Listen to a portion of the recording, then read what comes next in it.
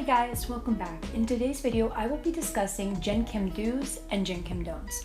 Please pardon my voice. I am a camp counselor and I have been screaming all past week, so let's power through this. All right, my number one thing to do is try to go to your professor's office hours and even hit up your tutoring center if you have one on campus. And most colleges do have a tutoring center.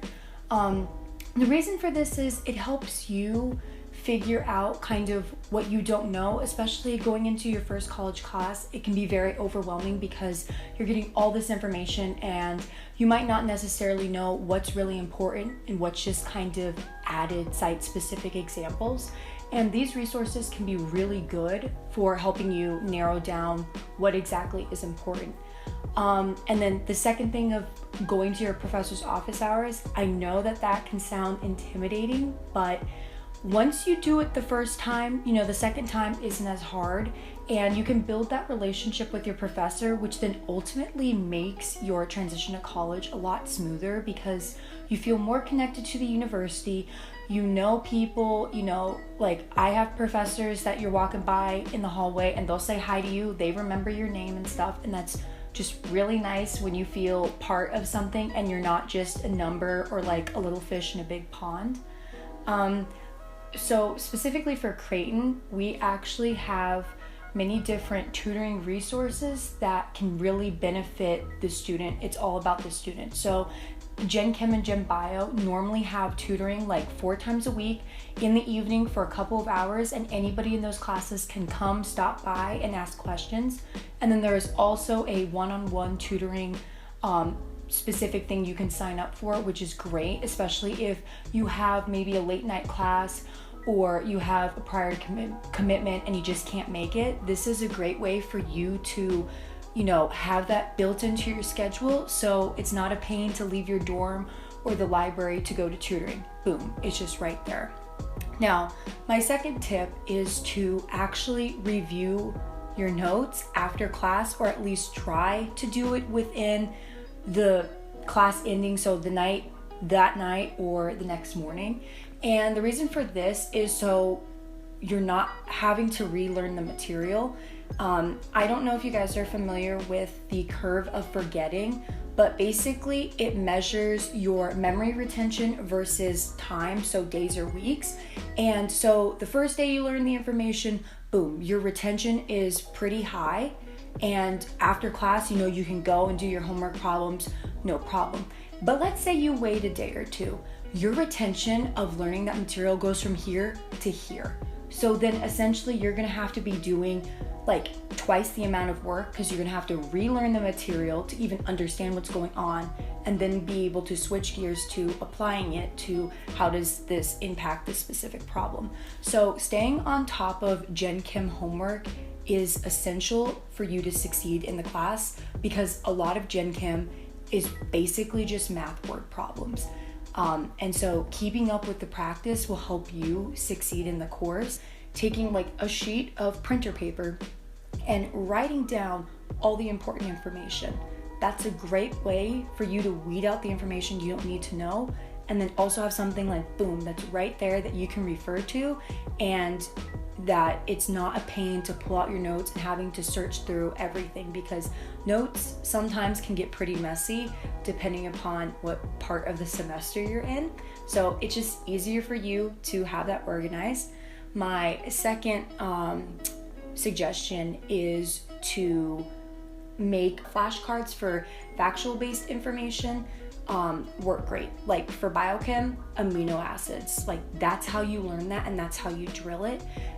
There is a tendency, especially with apps like Quizlet, is you think because you see the word, you're like, oh yeah, I totally know that, flip it over, yada, yada, yada, whatever, you know it. You probably don't. And because Quizlet focuses more on word recognition rather than are you actually extrapolating that information from your brain and making the connection of, yes, I know this solid inside out. So being careful with how you approach flashcards is going to be very essential for how you do in the class. So knowing how to use flashcards properly works out. My third tip is to actually do the practice problems in the textbook, in the questions your professor gives you, any type of math related question for Gen Chem, like constantly review, because that's the majority of your exams. Like for me, when I was taking first semester Gen Chem, we had maybe 5 to 7 questions that were multiple choice, that were kind of those like easy throwaway questions that were only worth 1 point, and the rest of the exam was worked out math problems. So being able to have the confidence in going into the exam with, I know how to do this math, will set you a mile ahead than other students that might become intimidated and scared of the material because, oh my goodness, like, do I really know it? You know, there's a lot that goes on during testing that can be kind of frightening. And my third main topic is to actually review your exams when you get them back. Now, this can be hard to do. I try my best. Sometimes I miss the mark, but understanding why you got something wrong is imperative for you to do better on the next exam. And what's great about just reviewing your exams is you can often go to your professor and they can like sit you down and say, okay, like on this problem, this is what you were going with, which is why I gave you partial credit, but you lost points here because you forgot this.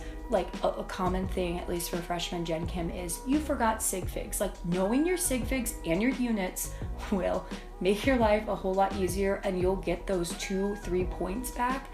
And you know, if that was your problem, was forgetting sig figs and forgetting units, boom, you already bumped up, if you did those right, like 9 points, and that 9 points can really help that exam. So being able to look at your exam and actually like think about, why did I get this wrong? Did I not spend enough time on it? Did I completely blow it off and thought that it wasn't important? Did I make a careless mistake, like switching numbers around? I mean, I have done that before. Did I just not know the material? Did I, carelessly miss it? Was it a multiple choice question? Totally forgot, turn it over to the backside. If it's something like that, those are things that hopefully as you advance, that you'll be better for the next test and you'll have a way better testing strategy than you did for exam 1. Moving on to my Gen Chem don'ts. Is when you are in class and when you are taking notes, to actually focus on what's going on with a piece of paper and a pen. Avoiding laptops in class is like the biggest thing that you can do to help yourself, because internet, other things going on, maybe responding to emails or something, and that's pulling your attention away from class.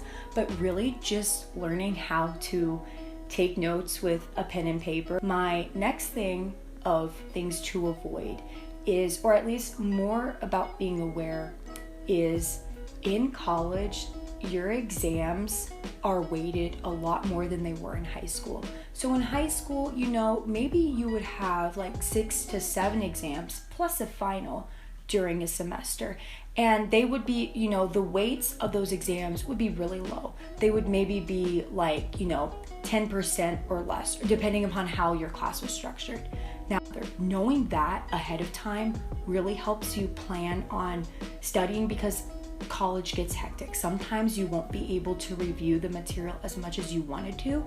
And this is a great way for you to already have that mapped out and go, okay, this is the exam that I'm gonna have to unfortunately take the L on a little bit, but I can bring it back up getting this grade. So knowing that will help you in the long run.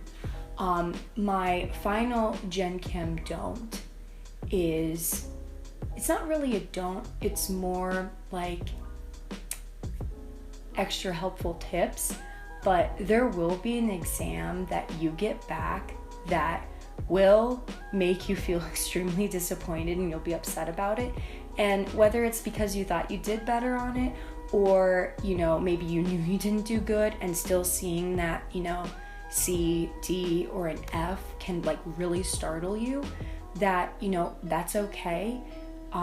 College is a time and is a place for growth. and everybody is going to have at least one bad exam their entire college career. Now, that might be later for some people, that might be earlier for some people. So being able to figure out how to take that failure and use it as a motivator or reposition yourself into, maybe I need to spend more time on this class, is great to figure out like immediately, and not just get holed up into the thought of, oh my God, I did so bad on this, I suck at this class, I'm not going to be able to major in this, or I'm going to need to withdraw because this is like my first C in my entire life. Like, no, like calm down. It's okay. In the grand scheme of things, one bad exam is not going to dictate where you're going to end up 20 years down the line. Like, this happened to me. Last year, I was in a biochemistry course that it just didn't matter what I was doing. If I was doing my active learning flashcards, if I was writing my summary sheets, if I was reading the textbook and going over the lecture on our like webcast, nothing was working for me, and it was showing in my exams and quizzes. And like when I approached my advisor, he told me, he was like, Katie, like really in the grand scheme of things, retaking this class next year isn't going to impact you 30 years from now. So don't worry about having to retake a class. Pretty much by the time you're a senior, almost everybody at some point had to withdraw from a class for academic reasons or personal reasons. And that's why college is a great equalizer, because while you might be going through things at a different time, eventually everybody kind of ends up in the same boat in one way or another. Whether it's an academic side or maybe it's more of a personal side, you know. Like, we all have our own trials that we have to go through. We all fail and we all hopefully learn from our failure. But eventually, you know, it makes us stronger. We become more resilient, and that's ultimately what you want for being in college and for leaving college, is to be resilient and to learn to take failure. So with that being said, I hope you guys enjoyed this video. This is more geared towards my incoming freshman audience, whether you're online or going back to school in the fall. I wish you guys the best of luck. I know you guys can do it.